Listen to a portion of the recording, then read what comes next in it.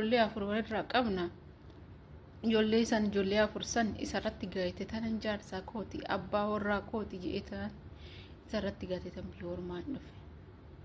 Eeyyamu biyya ormaa kana dalagadhu silaa biyya ormaa hinuma beektu mana ijaaraan jiranaan jedhu. Mana sanatti agarsiisimee jaarsaa koo jennaan abbaa warraa koo jennaan kinoo mana san suuraa kaasee natti ergata.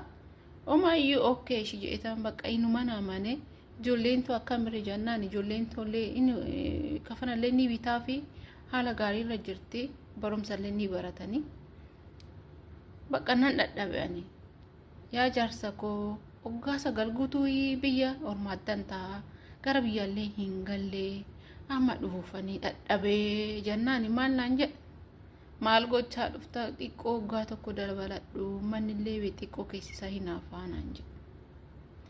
Ay jaarsa koo ani dadhabee tan jira kanaan booddee hin danda'u jennaan lakki dalagadhu xiqqoo dalagadhu naan jedhe.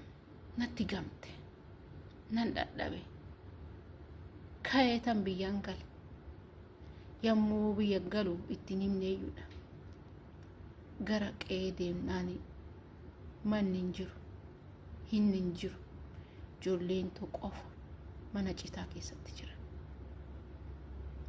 Nan gubadhe nan aare maalan godha iyyullee namni nan dhaqqabu of